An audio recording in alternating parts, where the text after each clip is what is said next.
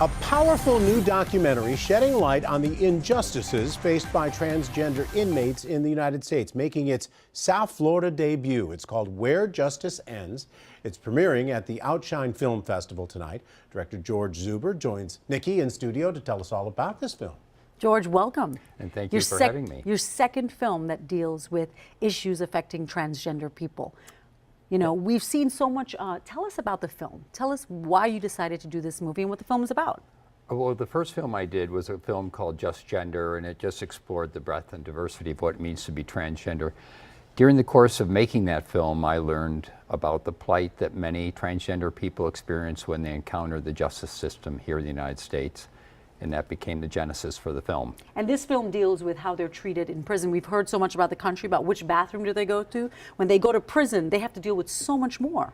It's very different than what you might see, for instance, on dramas on TV. Orange is the New Black, where there's a transgender woman housed with other women. But in reality, most transgender people are housed based on their genitals, and because most transgender people can't afford to do gender-confirming surgery, they find themselves in prisons where they don't necessarily belong. So they may identify as a woman, look like a woman, but end up in a prison with men, and that puts them at risk for so much. Absolutely. You know, you also explore in this film that, you know, they may be in the process of transitioning and then their medicines are stopped. What is the challenge there? Because then a lot of people say, well, does the prison system pay for it? What happens? Well, people sometimes don't understand that hormones are very strong drugs.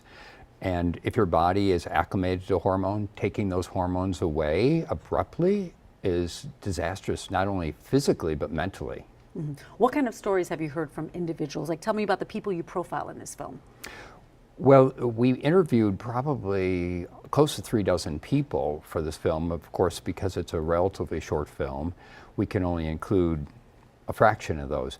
But some of the people that come to my mind would include Ashley Diamond, who in Rome, Georgia, was arrested for pawning a miter saw and then found herself sentenced in prison for 12 years. Wow.